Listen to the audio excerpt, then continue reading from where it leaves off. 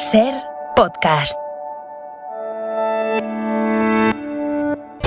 Y a esta hora se decide el futuro político de Boris Johnson. La suerte ya está echada. Los diputados del Partido Conservador británico, los compañeros de partido del primer ministro, han votado ya en la moción de censura interna que han promovido por el escándalo de las fiestas en Downing Street, cuando los británicos estaban confinados. Pase lo que pase, Boris Johnson va a seguir siendo primer ministro esta noche.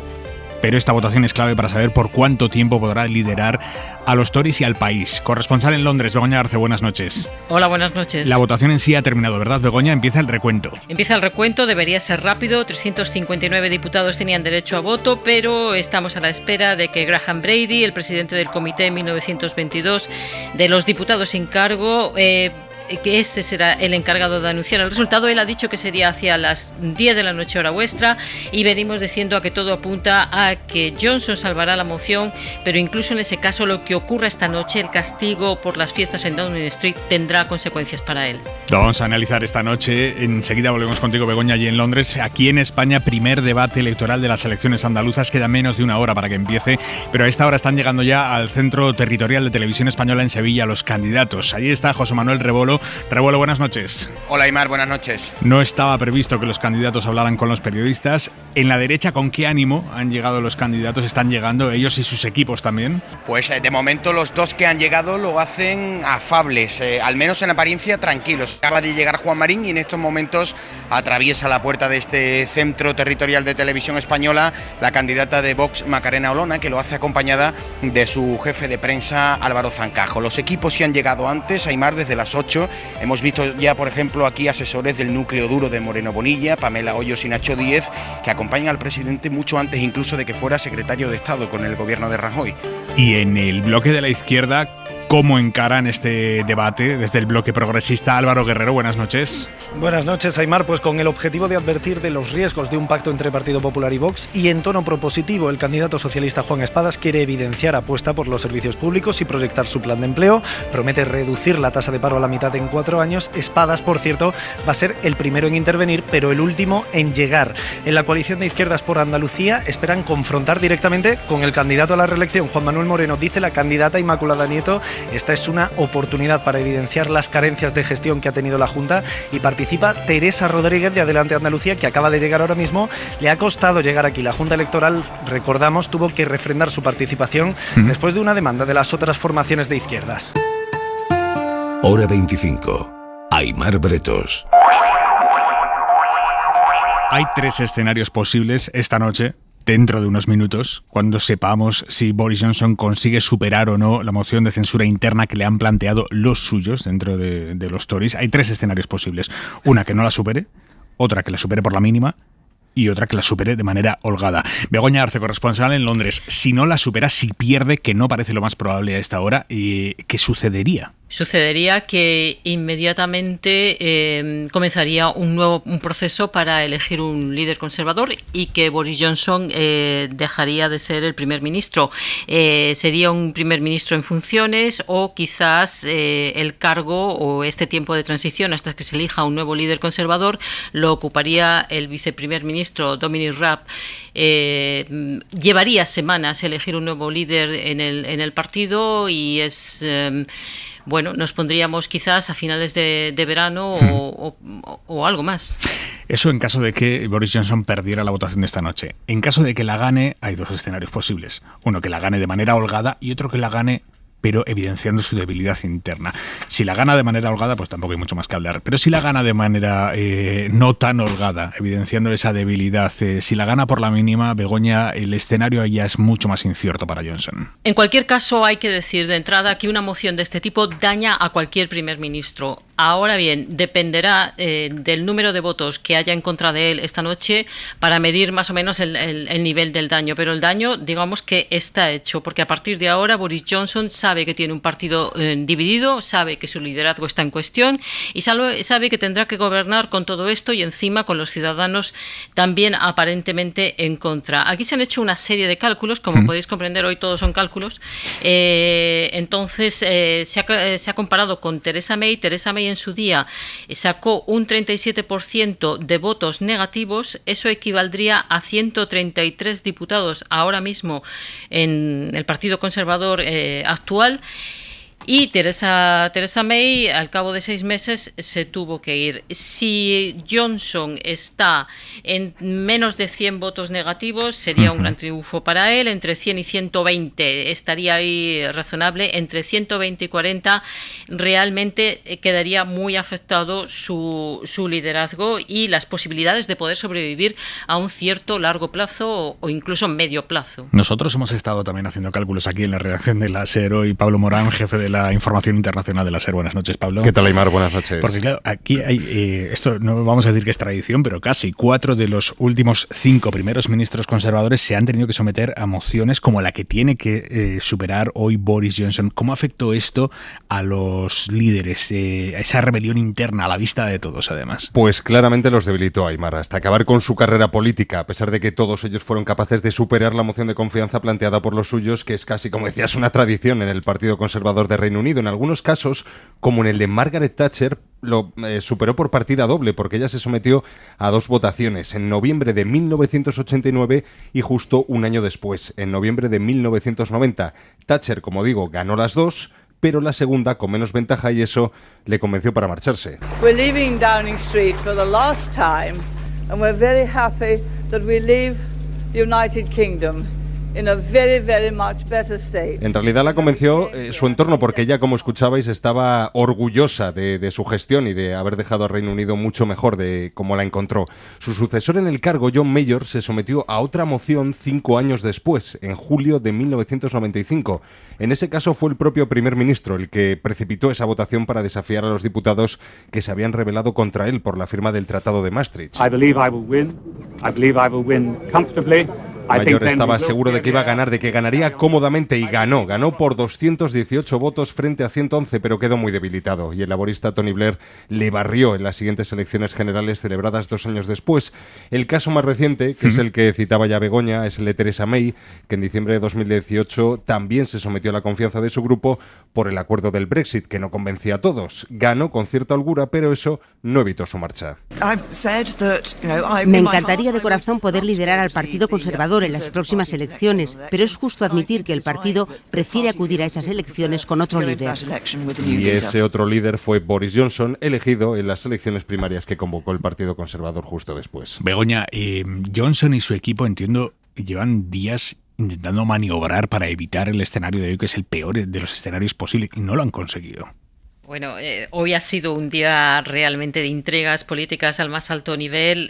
Imaginar que Johnson ha escrito personalmente una carta a cada uno de los diputados conservadores con una nota personal para convencerles de que votaran a su favor, de que no cuestionaran su liderazgo. Ha reunido a los diputados un par de horas antes de que comenzara la votación. Les ha prometido absolutamente todo. Les ha prometido la luna, paquetes de medidas económicas, la próxima semana bajada de impuestos. Les ha dicho además que si no es con él, ha venido a decir, no hay ningún otro líder que tenga una visión para el partido. En fin, se han hecho todos los esfuerzos, y además por parte de Johnson, por parte del gobierno y de todo el equipo que lleva la disciplina del partido. Pero no olvidemos, Aimar, que el voto es secreto, que nadie sabe después de todo si lo que dice en voz alta después vota en el mismo sentido, y que hasta el último momento es muy difícil calcular realmente el resultado, porque este hecho de que sea secreto realmente es una pantalla que obstaculiza el saber exactamente qué hará cada cual. Me estaba viniendo, Pablo Simón, buenas noches. Buenas noches. Me estaba viniendo a la cabeza y no tiene nada que ver, salvando todas las instancias, sí, pero esto es como cuando en aquellas primarias del PSOE Susana Díaz consiguió más avales internos que después votos en las primarias. O sea, hay gente que cuando había que poner el nombre le avaló y después en las primarias no le votó. Totalmente, sí. Eso es. Pablo, tu análisis de lo que puede pasar esta noche en Reino Unido. Mira, pues yo solo quería recordar 3 cuestiones que creo que pueden ser de interés. La primera, una cosa que no se sabe mucho es que prácticamente la mitad de los primeros ministros y presidentes del gobierno de Europa, desde la Segunda Guerra Mundial para aquí, han perdido el poder por una rebelión interna. es decir, sin que hubiera elecciones de por medio. Luego, en las conspiraciones parece algo como muy extraño, pero es bastante común en democracias parlamentarias, pasa mucho, y el Reino Unido, desde luego, es una masterclass en ese sentido. Segunda cuestión, si tú miras el calendario, este es el momento óptimo para una conspiración o una rebelión interna contra Boris Johnson, por dos razones. Primero, por el calendario de la legislatura, es decir, es a mediados de legislatura, no estás muy pegado a las elecciones ni acabas de salir de ellas, luego el primer ministro ni tiene el apoyo de haber ganado una mayoría absolutísima como tuvo Johnson, ni estás tan pegado a las elecciones para que el ruido interno del partido pueda erosionar a tus siglas. Es mejor, si vas a liquidar al jefe, liquidarlo a mediados de legislatura y rápido, ¿no? Y esto hay algún partido en la oposición en España que tiene el máster. Pero además, una cuestión también muy importante es el factor de las encuestas. Ahora mismo Starmer de los laboristas está entre 4 o 8 puntos por delante de Boris Johnson y es una distancia recuperable.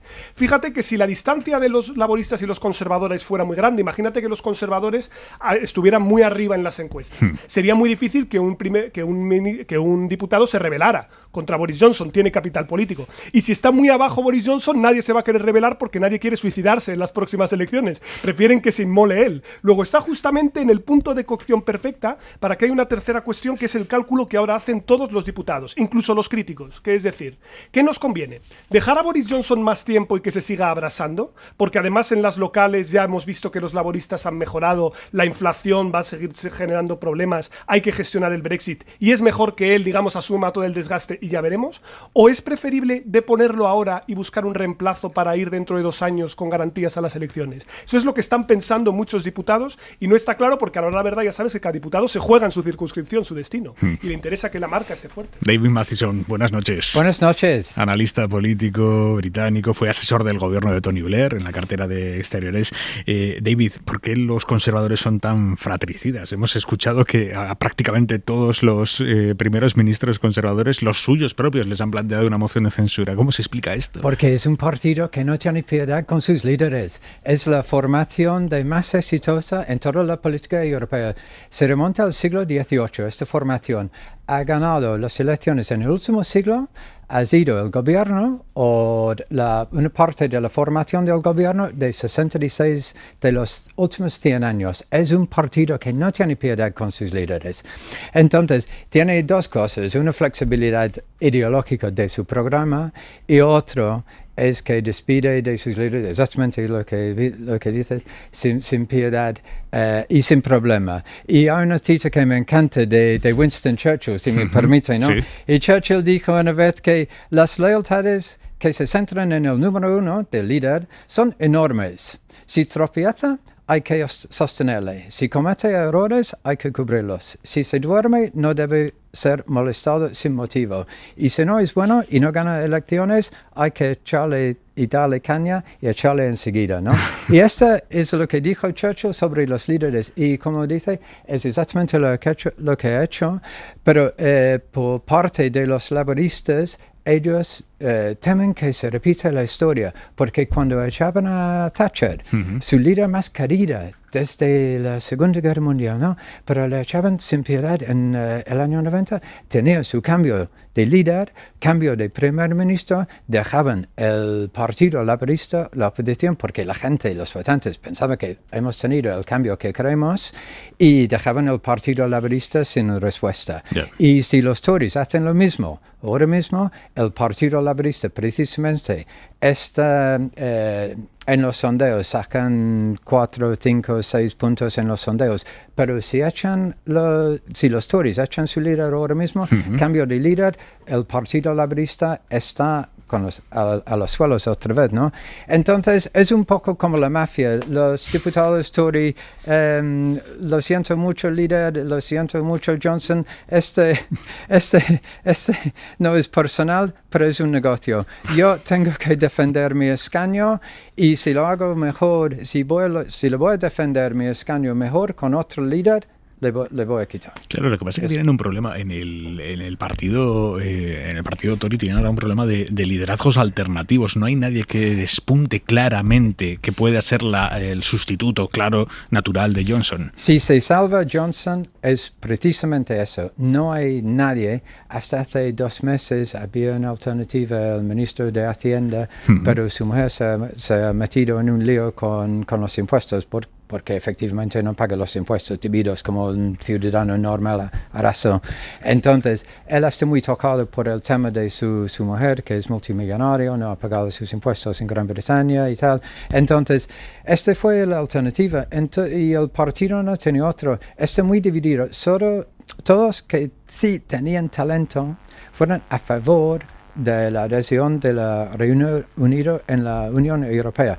Me temo que todos los líderes, toda la historia que habéis contado hasta ahora tiene que ver con la relación entre Gran Bretaña y Europa. Es la fisión dentro del partido Tory desde hace 50 años. Y no saben, la mitad del partido quieren la salida de la Unión Europea. Y la otra mitad, que es la mitad más sensata, más inteligente desde mi punto de vista, ha querido quedarse dentro de la Unión Europea y ya queda sin líderes. Este es el problema. Le pregunta a Pablo Morán. En el 95, John Major, lo contábamos antes, ganó la moción de censura, pero luego perdió estrepitosamente en las elecciones ante Tony Blair. ¿Puede pasar esto ahora? ¿El Partido Laborista tiene un liderazgo fuerte para plantar cara a Boris Johnson? ¿Se supera esta moción? Yo creo que para los laboristas el mejor resultado hoy sería que Johnson saldrá tocado, pero no hundido, ¿no? Muy tocado, un tercio, casi la mitad de su partido, como pasó con Thatcher o pasó con May, que casi un tercio, como digo, hasta casi la mitad del partido no tiene confianza en su líder sigue adelante, Johnson sigue adelante, pero muy tocado hasta las elecciones, y el Partido Laborista, tú puedes escribir el mensaje electoral del Partido Laborista, ni la mitad de su propio grupo parlamentario tiene confianza en este tío, porque usted, el votante, va a tener confianza en él, ¿no? Ángel Munarriz, periodista de Infolibre, buenas noches. Buenas noches, ¿qué tal? ¿Tu análisis, Ángel? Bueno, en primer lugar, es verdad que a los Tories los divide la cuestión europea, pero qué fuertes salieron electoralmente precisamente después del Brexit. Les pasó factura más a los demás que a ellos mismos. Tiene una ventaja electoral espectacular Boris Johnson, y no mucho después de conseguirla, aquí está contra las cuerdas puesto por su propio partido.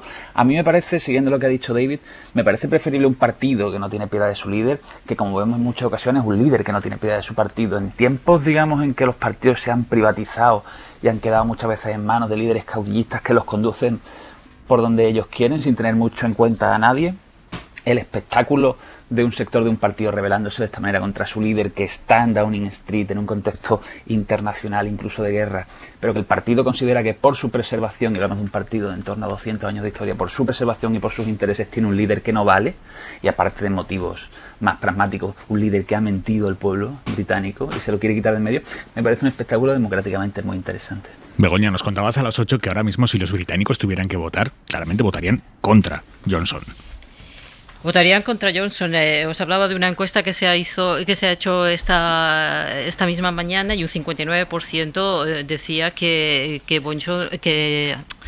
Johnson debería marcharse realmente. Y cuando se hacen entrevistas en la calle y todo esto, la gente es bastante hostil a Johnson. El problema del Partygate es que ha tocado el corazón de mucha gente, le toca una fibra muy íntima, que ha sido la de las medidas tan restrictivas, el sufrimiento que ha habido, los muertos, las familiares, en fin, sabemos perfectamente lo que ha sido la gran tragedia, y que Johnson da la impresión de que se ha reído, de que les ha impuesto unas normas, incluso hoy volvía a repetir que volvería a hacer lo mismo. Hay 4 diputados que estaban presentes en esa reunión y ratifican lo dicho por el periodista.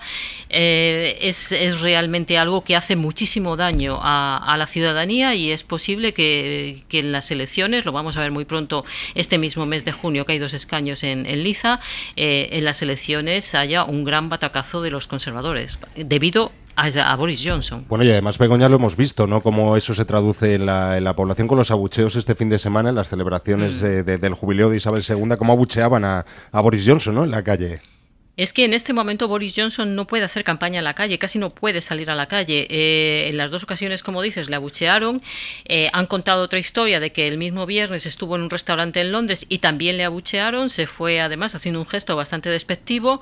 Imaginaros una campaña electoral en la que Johnson no puede codearse con la gente en la calle. Los actos a los que va están muy preparados. Solamente hay personas elegidas previamente. Tiene poquísimo contacto con la población. Muchas veces son guarderías, o es una fábrica, o es un hospital y ponen a 3 o 4 personas allí, pero el contacto directo en la calle ahora mismo, el día que vaya a un partido de fútbol o a cualquier acto masivo, si es que va, veremos la reacción del público. Begoña, pero la caída de popularidad de Johnson se debe solo al Partygate, a las fiestas que montaban en Downing Street mientras el país estaba confinado gracias a las normas que imponían los que estaban de fiesta, o viene de antes. Se debe a una trayectoria de 2 años y medio de escándalos, de caos, de haber mentido repetidamente sobre asuntos de préstamos privados para comprar cortinas hasta todo tipo de mentiras, y claro, ha culminado con el Partygate, de querer cambiar normas sobre la marcha para proteger a algún aliado suyo, de querer ahora cambiar las normas que rigen el comportamiento en ético en el Parlamento. Es decir, él va adaptando las cosas según le interesan y quiere medidas muy negativas, los problemas del Brexit, el protocolo en Irlanda del Norte que no se soluciona ni parece que vaya a poder tener una solución y es capaz de provocar una guerra comercial con Europa, cuando se está empezando a ver claramente ahora que el Brexit sencillamente no funciona. En fin, es un cúmulo de desastres en un momento en que la economía está mal, en que la gente se resiente, en que no tiene dinero, en que la inflación va a estar en el 10%, y es muy imperdonable además esta especie, digamos así, de chulería de decir yo repetiría hacer esto con el daño que sabe que ha causado. O sea, dices que ya no son solo fuentes periodísticas, sino que hay 4 diputados que estaban allí dentro y que ha confirmado que Boris Johnson esta tarde les ha dicho lo volvería a hacer. Sí, esta es una reunión a puerta cerrada, pero claro, la gente cuando sale cuenta. Y ha habido 4 diputados que han dicho sí, efectivamente, ha dicho esto. ¿Qué se puede pensar, ¿no? Hace poco hacía acto de contrición y pedía perdón en el Parlamento. Claro, la gente ahora mismo no cree una sola palabra de lo que dice Boris Johnson. Tiene un problema de credibilidad que además es irrecuperable. Con la ciudadanía es totalmente irrecuperable. Ha quemado unos puentes que no se pueden volver a reconstruir, y eso en las urnas, el Partido Conservador, los diputados que, como decíais, cada uno tiene que defender su escaño, cuando van a su territorio, hablan con la gente, se dan cuenta que pueden perder el puesto y eso les da mucho miedo. Pero claro, están en esa tesitura de si abandonamos el líder, si vamos a perder una elección general o si mi escaño no va a salir elegido. David. Es que en la política se puede ser flexible con muchas cosas, ¿no? Los presupuestos del Estado, los temas más abstractos y tal, la gente, algunos lo entienden, algunos no. Pero sobre este tema de las fiestas en Downing Street, cuando todo el mundo ha hecho un sacrificio como en España, ha visto sus abuelos, sus padres, sus tíos muriendo sin la posibilidad ni tocar ni besarle, todo el mundo sabe exactamente qué es eso, y el tío ha mentido, miente sobre las fiestas de Downing Street y ha dicho, ya está intentando decir que no es una fiesta, es un gathering, no sé cómo es la palabra en castellano porque no entiendo exactamente lo que quiere decir ni en inglés, ¿no? Y todo el mundo sabe que es una fiesta y las fiestas estaban prohibidos y ya está. Entonces es tan sencillo que todos pueden entender y es lo que le han hundido al final. Pablo. En teoría, después de este proceso, no se podría hacer otra moción de confianza contra Boris Johnson hasta transcurrido un año, según la normativa interna de los Tories. Pero es normativa interna, no constitucional. Y hay algo que es como una evidencia. Si te quieren echar tus compañeros, buscarán modificar la norma para echarte, porque lo más importante que se va a visibilizar aquí es algo fundamental. El primer ministro no tiene mayoría en el Parlamento. Es decir, tiene 1/3 o la mitad de su grupo parlamentario en rebeldía, y aunque ahora no pierda el puesto, luego van a venir votaciones importantes en Westminster y las va a perder. Y la situación se va a volver de manera gradual cada vez más insostenible cuando tenemos un contexto económico y social muy complicado en el Reino Unido. Es decir, que todo se acumula y a efectos prácticos le coloca una situación de enorme debilidad. Como decíais, estas 2 by-elections que hay ahora en 2 distritos, es que ahora mismo laboristas están a distancia de 2 dígitos, o sea, están al 10, al 15 de distancia. Entonces esto es una señal que también van a empezar a recibir todos los diputados, que es que vamos a empezar a perder escaños nosotros, y perder el gobierno es una cosa, pero perder mi distrito es mucho más preocupante. Claro. Hay una frase de 2016 de Trump que para mí es una frase que define mucho la época, ¿no? Fue cuando dijo aquello de yo podría disparar en la Quinta Avenida, ponerme a disparar a la gente y no perdería votos. Es decir, ha habido un momento en que hemos creído que los vínculos que se creaban entre los líderes populistas que hacían exaltación nacionalista y el electorado eran irrompibles, hiciera lo que hiciera el político en el poder, porque se había creado entre ellos ya una adhesión que iba más allá de la razón. El hecho de que un primer ministro pueda caer o tambalearse fundamentalmente por mentir, es verdad que hay otras muchas cosas y seguro que hay otros muchos intereses cruzados, yo creo que es interesante, es decir, que se vea y que se observe que no es gratis decirle a tu pueblo que haga una cosa y que se sacrifique y mientras tú pasártelo en grande y luego mentir, además, ¿no? Es decir, yo creo que sería muy edificante, dentro y fuera del Reino Unido, que a Boris Johnson esto le saliera muy caro. Es muy llamativo, David Mathieson, lo mal que ha jugado Boris Johnson su capital político, porque él en sí, como líder, como imagen política, como líder populista, pero como una figura votable, no era mal candidato. Es verdad que habría sacado estos 80 escaños, pero hay que recordar que el líder del Partido Laborista en las elecciones de 2019 fue uno de los líderes más débiles, más flojos en toda la historia del Partido Laborista. Entonces, sí, ganaba Johnson por dos temas, por el Partido Laborista impresentable, francamente, el líder del Partido Laborista un impresentable, y por el tema de Brexit. Hay que acabar con Brexit, hay que hacer Brexit, ¿no? Este fue su lema, pero lo hizo otra vez por una mentira. Es que su carrera en la política está llena de mentiras.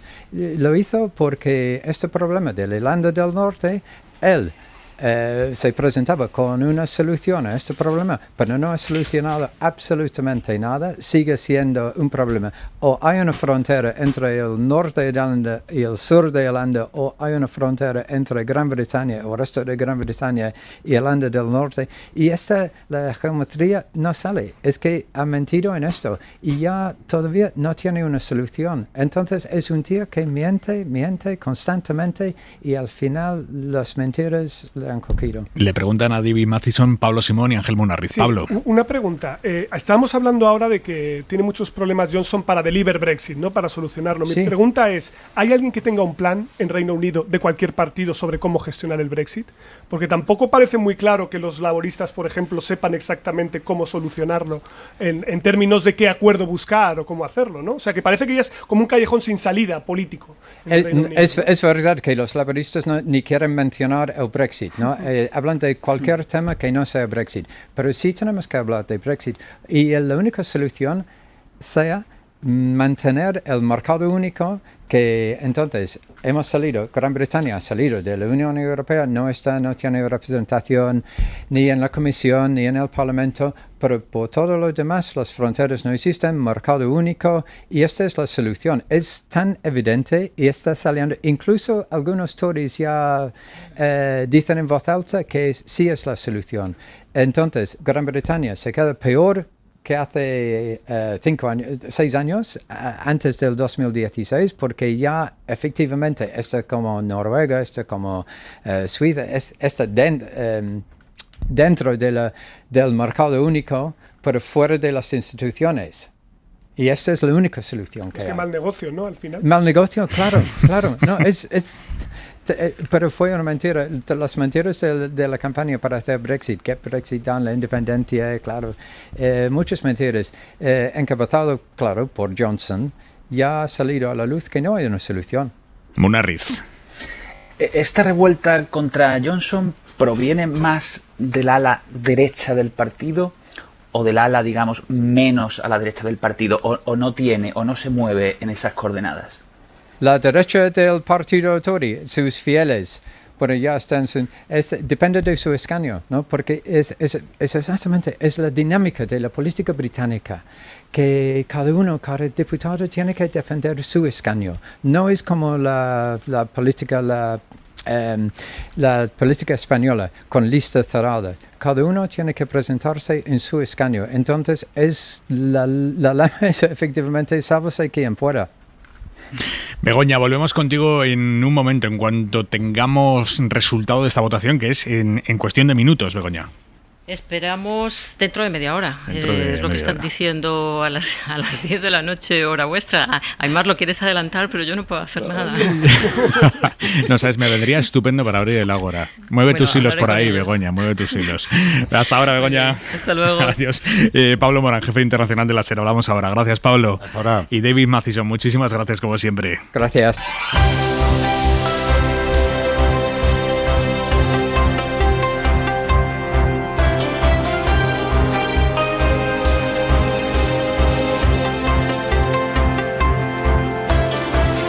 Los 6 candidatos a la Junta de Andalucía tienen una cita con los más de 6 millones de andaluces con derecho a votarles el 19 de junio en las autonómicas andaluzas. En el Centro Territorial de Radio Televisión Española en Sevilla están los compañeros de la SER, José María Rebolo, Álvaro Guerrero, José Manuel Rebolo.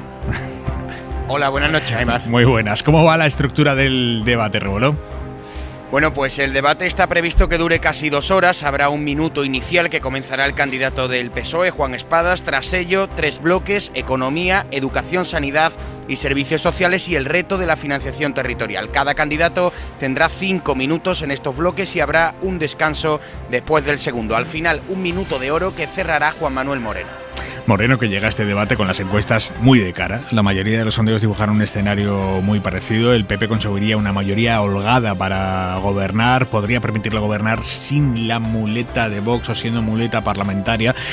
¿Cómo encara este debate Moreno? Porque se va a enfrentar a su todavía socio, Juan Marín, Ciudadanos, camino de la irrelevancia, y a Macarena Olona, que va dispuesta a arañar los votos que le permitan entrar en San Telmo como vicepresidenta. Es lo que quiere ella. En su entorno, Aimar, insisten en que llega tranquilo, va a exponer su acción de gobierno en estos 3 años y medio y va a huir de luchas encarnizadas que, según fuentes del partido, podría ser lo que busque la candidata de Vox, Macarena Olona. A Marín directamente no le temen por ser su socio de gobierno. Sobre todo hay una premisa basada en los estudios con los que cuenta el PP, que la campaña acaba de empezar, queda mucha leña que cortar y este debate no será definitivo salvo que cualquiera de ellos se meta en un jardín que lo retrate. Álvaro Guerrero, en la izquierda el panorama no es fácil. Espadas tiene la dificultad de vender un proyecto al que los andaluces le dieron la espalda en las pasadas autonómicas. Ganó el Partido Socialista, pero no consiguió gobernar.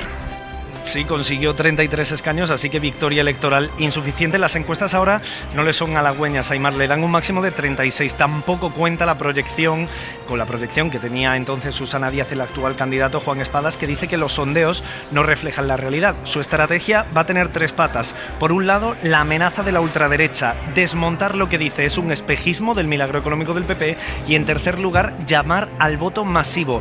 Ahí se lo juega todo el candidato socialista, a mover a la fuerza territorial del partido y su capilaridad por todo el territorio, por toda Andalucía. Dice que llega sin ganas de dar espectáculos, sino de proponer, y aunque sabe que en Ferraz hay una televisión encendida, insiste en restar importancia nacional a este encuentro. Y no solo una, sospecho. ¿Qué podemos esperar de los partidos que están a la izquierda del PSOE en este debate? Porque muy a buenas entre ellos no llegan. El proyecto de Inmaculada Nieto, que amadrina Yolanda Díaz, y por el otro lado el nuevo andalucismo de Teresa Rodríguez. Hay que recordar que por Andalucía intentó que Teresa Rodríguez no pudiera estar esta noche en ese debate electoral. Sí, fíjate que el sorteo de posiciones o el azar ha querido que Inmaculada Nieto y Teresa Rodríguez vayan a estar al lado en el plató, pero hay tensión entre ambas formaciones. Recordamos, como decías, que Adelante Andalucía está hoy aquí por decisión de la Junta Electoral, que desestimó la demanda de Por Andalucía, que reúne a Izquierda Unida, Más País, Verde Secuo e Iniciativa del Pueblo Andaluz, y que respalda directamente Podemos. Precisamente esa es la baza que va a jugar Rodríguez. Plantean una opción andalucista que no dirige nadie desde Madrid. El reto que tienen hoy es diferenciarse, aunque los equipos de ambas candidatas nos dicen que van a concentrar sus energías en atacar al candidato a la reelección. Álvaro, ¿han llegado ya todos los candidatos a la sede de Radio Televisión Española en Sevilla o todavía no? Ya están todos. El último en llegar ha sido el candidato socialista Juan Espadas, que ha entrado a pie, acompañado de Miguel Santos, el secretario de del secretario de organización del PSOE, y también de Ángeles Ferriz.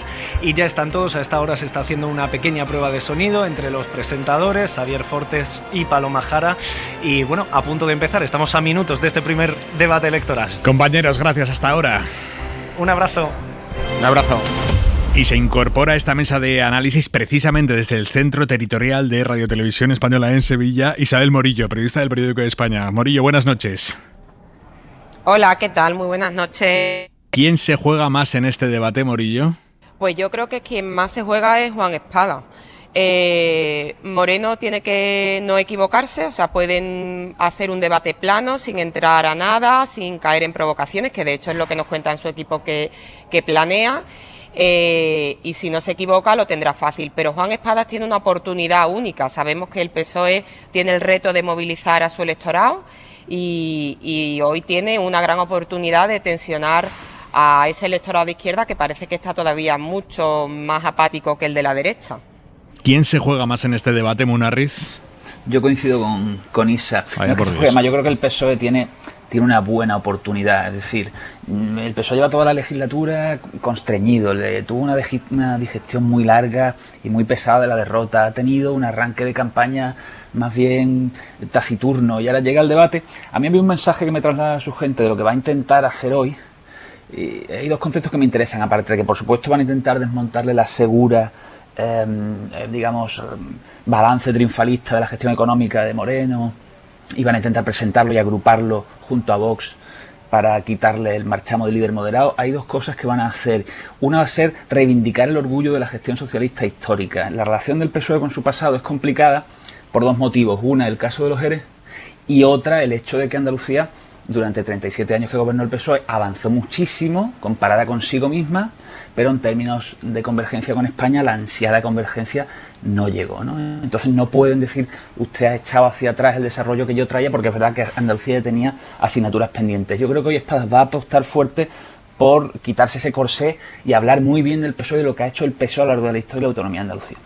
Y la segunda, sacar la bandera andaluza y reivindicarla como una conquista autonómica desde la izquierda, y la autonomía como un proyecto político en riesgo si Vox llega al gobierno. Simón, ¿quién se juega más esta noche en el debate? Claro, es que nos preguntas y estamos todos tan de acuerdo que casi no tiene gracia, pero es verdad que yo extendería quién se juega más al conjunto de la izquierda, por al menos dos razones.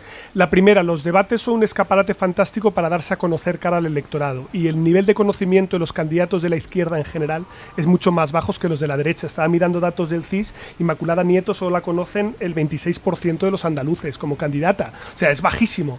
Teresa Rodríguez sí que alcanza niveles más parecidos a Juan Espadas, que están en torno al 65%, pero tienen trecho para recorrer. Por lo tanto, una primera cosa es saber quién es esa persona, y sabiendo que sobre todo en los debates la gente en lo que se fija no es tanto en lo que se dice, sino en el tono, la manera de hacerlo, la vibración que transmite. Eso es lo más importante con lo que se va a quedar el electorado. Y yo creo que además aquí la izquierda tiene un doble reto. Hablábamos del tema de darle más electricidad y movilizar a los votantes, pero es que además Juan Espadas tiene un reto adicional, que es cerrar su fuga hacia el PP. Es decir, tienen los dos componentes a la vez, y por eso él está en una situación complicada. Sin esa fuga del 10% de votantes que optaron por el PSOE en 2018, pero que ahora se van al PP, no se entiende el que se ensanche tanto Juanma Moreno Bonilla. Es decir, es esa, yo creo, un punto de fricción muy importante que lo vamos a ver aquí jugándose en el debate. Sí, yo creo además que es que el tono que utiliza, porque no puede ser un tono agresivo, porque sabemos que, como bien ha dicho Pablo, eso en los debates resta, tiene que ser un tono amable, un tono moderado, que además, si no, ya muy impostado, porque su propia manera de ser y de entender la política es sosegada, pero tiene que conseguir con ese tono que no se pase de agresivo, movilizar a su electorado socialista y demostrar que el PSOE no es lo mismo que el PP, porque aquí jugamos en esa ambigüedad que ha retratado muy bien Simón, y es que, claro, Juanma Moreno lleva desde el principio de la campaña pidiendo el voto socialista para que pueda gobernar en solitario, que es lo mismo que decirle a los votantes del PSOE, vótenme a mí para no tener que meter a Vox en el gobierno. Y el PSOE, ayer lo vimos claramente en un mitin que tuvo lugar en Almería, que creo que fue el mitin más potente, fue el mitin más potente que ha hecho el PSOE hasta la fecha, con Pedro Sánchez en Cuevas de Almanzora, en un municipio de Almería, donde fue una llamada, se convirtió en una llamada directa, primero al orgullo socialista, apelar al orgullo socialista, a sacar pecho de lo que es el PSOE y lo que es el PSOE de Andalucía, y a la vez un mensaje muy claro a los votantes socialistas, con ese mensaje de no votar. Bueno, estamos teniendo dificultades con esa conexión desde Sevilla, vamos a intentar arreglarla y volvemos ahora mismo con ella. Morillo, Munarriz. Vamos a ver, yo creo que Moreno evidentemente llega con viento a favor. ¿Qué es lo que ocurre? Que él ha jugado bien y ha marcado muchos goles a portería vacía. Es decir, los dos grandes mensajes de Juan Manuel Moreno son: yo soy el líder moderado por antonomasia y Andalucía va bien, ¿no? Remedando aquello de Aznar.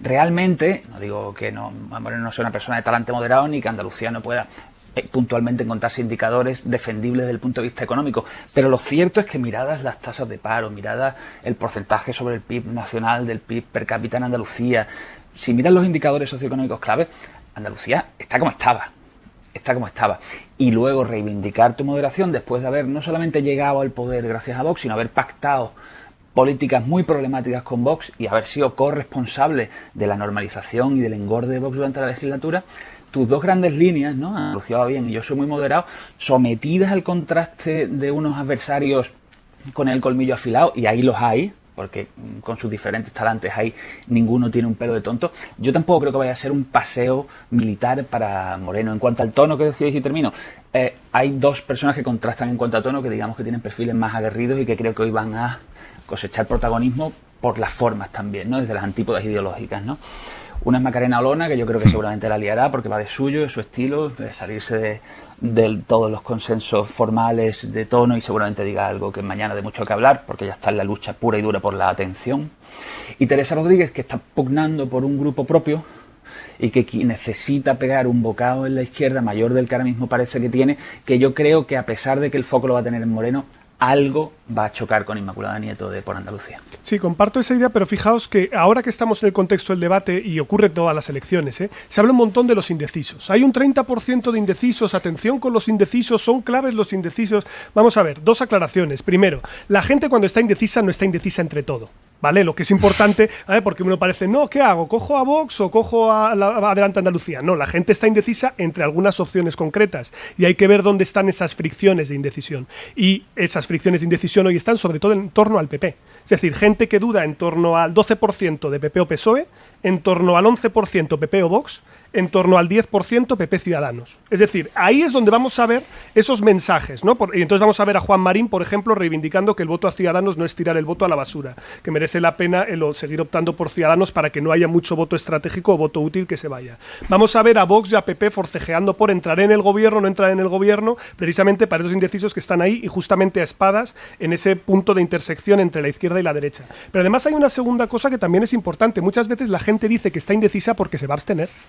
Es decir, a veces esto se olvida, pero hay mucha gente que dice, no, yo todavía no he decidido, pero luego no va a ir a las urnas. Por lo tanto, hay una parte de gente que puede ser movilizable o no, y yo quiero seguir con mucha atención cómo evoluciona la campaña, porque puede ser muy importante para ver ese empujón de movilización de última hora. La participación fue muy bajita en 2018, un 56% fue bajo. Vamos a ver si con la campaña se activa o se moviliza, pero sí que hay una cosa que juega en contra de la movilización. Cuando todas las encuestas dicen que el pescado ya está vendido, la gente tiende a quedarse más en casa. Y eso se parece un poco más a lo que vemos aquí. La única excepción, si quieres, fue la Comunidad de Madrid, pero como se volvió una elección tan polarizada y tan nacional, salió a votar todo el mundo. Pero en el caso de Andalucía, ojo también, porque si tú no transmites a tu votante la idea de que se puede pelear y ganar e incluso provocar alternancia, la gente tiene más probabilidades de quedarse en casa. Morillo, estás por ahí, ¿verdad? Sí, aquí estoy. ¿Cuál Perdonadme, es el... pero... No. Sí, estás allí. En este momento entiendo que aquello es una fiesta de inhibidores de señal y de compañeros corriendo de un lado a otro pisando cables. Sí, lo que digo que sé que hay mucha gente escuchando, porque no sabéis la de mensajes al WhatsApp de repente, se te ha cortado. Digo, mira qué bien, todo el mundo está escuchando hora 25. Sana y salva, Morillo, no se preocupen, señores. Isabel, ¿cuál es el talón de Aquiles de Moreno como candidato? Pues Moreno, su equipo ha dejado muy claro una cosa, y yo creo que es lo que más temen. Saben que esto va a ser un todos contra el PP, todos contra Moreno, que para eso parte de favorito. Él tiene muy claro que viene a defender su gestión, y dejan muy claro que no va a aclarar nada sobre la política de pactos.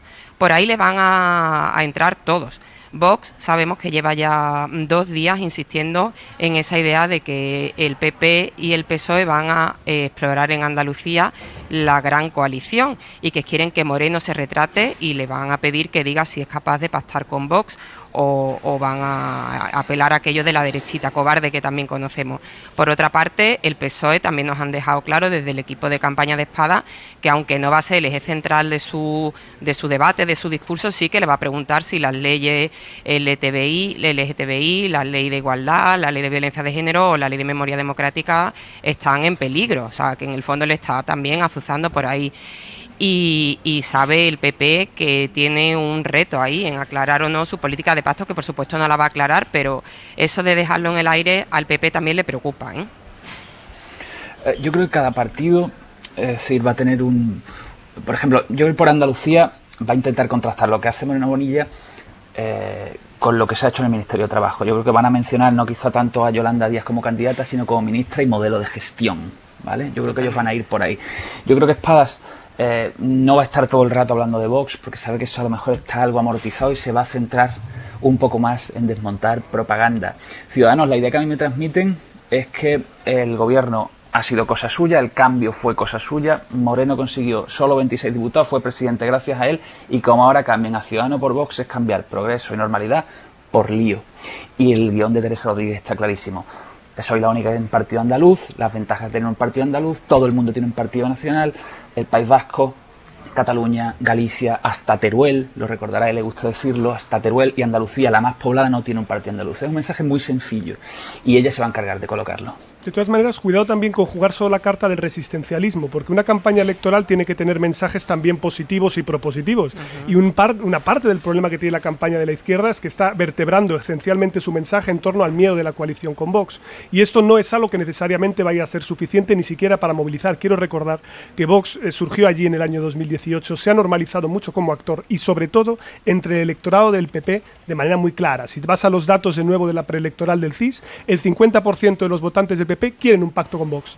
Y los restantes, que son en torno al 30%, el resto dice no sabe, no contesta, el 30% dice uno PP-PSOE. Les da igual con tal de que lo encabece el PP y el pacto con Vox se ha normalizado por parte del votante. Hablando de datos del CIS y no solo del CIS, Mona Riz, has escrito este fin de semana un artículo que he devorado porque me ha parecido interesantísimo acerca de cómo está cambiando ideológicamente Andalucía basándote en datos, en los datos de encuestas, de la evolución de las encuestas, de cómo los andaluces se autoubican ideológicamente. Cuando a un andaluz le preguntan, ¿es usted de izquierda siendo extrema izquierda el 1? ¿Es usted de derecha siendo extrema derecha el 10? ¿Usted dónde se pone? Bueno, pues hace muy pocos años se autoubicaban más a la izquierda que la media nacional y ahora ya no es así. Se autoubican más a la derecha que la media nacional.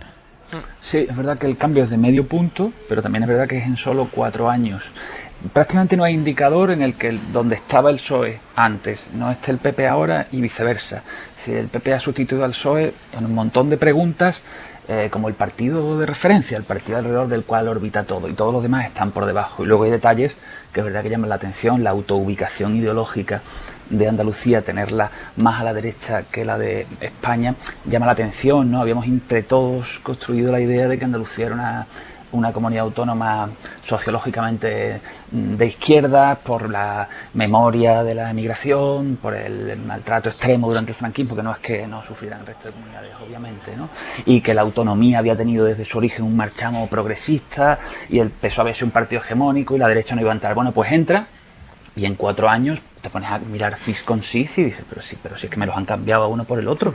De repente el PP ha ocupado la centralidad exacta que creíamos que era hegemónica y para siempre del PSOE. Esto lo ha venido contando muy bien durante toda la legislatura la periodista del País, Lourdes Lucio. Moreno ha jugado mucho a imitar al PSOE en las prácticas litúrgicas democráticas, en el uso de los símbolos, en la organización, digamos, del espectáculo político, en el tipo de mensaje, en la confrontación con el gobierno central. Y ha conseguido una identificación ahora de él con la Junta. Claro, después de solo 4 años en ese papel, sabiendo que ha tenido que gestionar una pandemia, cuesta trabajo pensar que no le vayan a dar una segunda oportunidad. Y yo por eso creo que al margen de encuestas el viento sopla bastante a su favor. Pero insisto, hoy para él es un día que no es tan fácil, ¿eh? No es tan fácil porque su discurso se puede desmontar, es una palabra, pero económicamente, por ejemplo, esta idea que él ha llegado a hablar de Andalucía, que vamos a ser la Baviera, cuidado, la Baviera del sur de Europa. Hombre, yo creo que hay cosas que se pueden decir muy bien a puerta vacía, pero yo creo que hoy le van a meter también un meneo algunas de las afirmaciones que él suele hacer sobre cómo va Andalucía. Venga, Morillo, brevemente, yo creo, vamos a cerrar. Yo creo que es verdad que el PP ha tenido la habilidad de coger todas las banderas socialistas y de esa encuesta del CIS que todos los partidos han devorado porque sus campañas han cambiado un poquito desde esa encuesta. El dato más llamativo es que los votantes del PSOE creen que el partido que mejor defiende Andalucía, o sea, los andaluces, creen que el partido que mejor defiende Andalucía ahora mismo no es el PSOE, sino el PP. Eso es un cambio cualitativo importantísimo. Por contribuir en la misma dirección, fijaos que esto de que el electorado se mueva a la izquierda en su percepción ideológica o a la derecha en zigzag, digamos, es algo que pasa hasta en las generales. Es decir, cuando gobierna la derecha en España, el electorado se sitúa más a la derecha y a la inversa. Es decir, hay un efecto de arrastre de quién está en el poder. Pero sí creo que hay 2 elementos que tenemos como intuiciones, pero no lo podemos testar con datos. Primero, que ha habido una transición progresiva del votante que estaba en la izquierda del PSOE, primero a Ciudadanos, y después al Partido Popular, es decir, que el salto no necesariamente ha sido directo, pero recordemos que ahí ha sido el único sitio donde PSOE y Ciudadanos pactaron un gobierno, y segundo, que evidentemente el PP se ha convertido en partido país, es decir, partido que representa mejor el territorio que otros, como juega la carta el PNV en Euskadi, como jugaba antes el PSOE en Andalucía, y el problema que tiene el PSOE es que, no lo olvidemos, es su primera elección desde fuera de la Junta, y eso es un reto.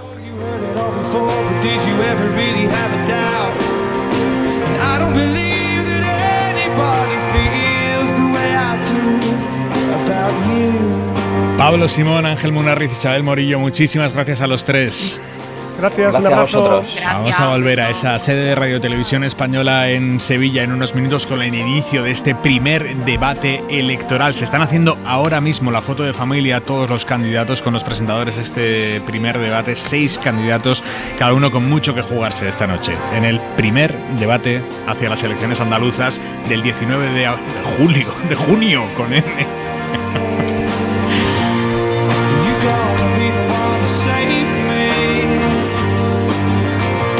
Qué ganas de que llegue ya julio con él, señores.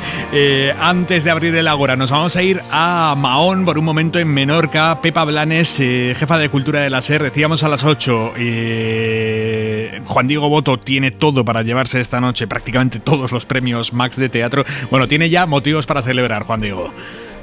Sí, bueno, está rodando, no ha podido acudir a la gala y no creo que le vayan a dejar mucho desmadrarse, pero se cumplen los pronósticos. 2 premios se ha llevado de momento. Una noche sin luna, uno de los espectáculos teatrales del año que reunió buenas críticas, pero además llenó en todas las ciudades por las que ha pasado esta obra, escrita y protagonizada por Juan Diego Boto, dirigida por Sergio Peris Mencheta. Le dedicaban los galardones a Lorca, a las víctimas de la guerra civil y el franquismo que siguen tiradas en las cunetas, y explicaban que habían sentido la necesidad de hacer esta obra ante el auge de la extrema derecha. También otro rostro conocido, Antonio Banderas, se ha llevado premio, el de mejor musical por Company, una de las primeras producciones de su teatro, el Soho, en Málaga. El mejor espectáculo de danza ha sido Baile de Bestias, de Jesús Carmona, y ojo a otra obra que también se ha llevado varios galardones, Canto yo, la montaña baila, es una adaptación de la novela de Irene Solá. Y todo en una gala, Aimar, que ha tenido palabras para Ucrania, contra la guerra, y también apoyo para la profesión, que sigue tratando de recomponerse y buscar espectadores después de la pandemia. Gracias, Blanes. Hasta luego. Adiós. Suscríbete a Hora 25. Todos los episodios y contenidos adicionales en la app de Cadena SER y en nuestros canales de Apple Podcast, Spotify, iVoox, Google Podcast y YouTube. Escúchanos en directo en la SER de lunes a viernes a las 8 de la tarde. Cadena SER. La radio.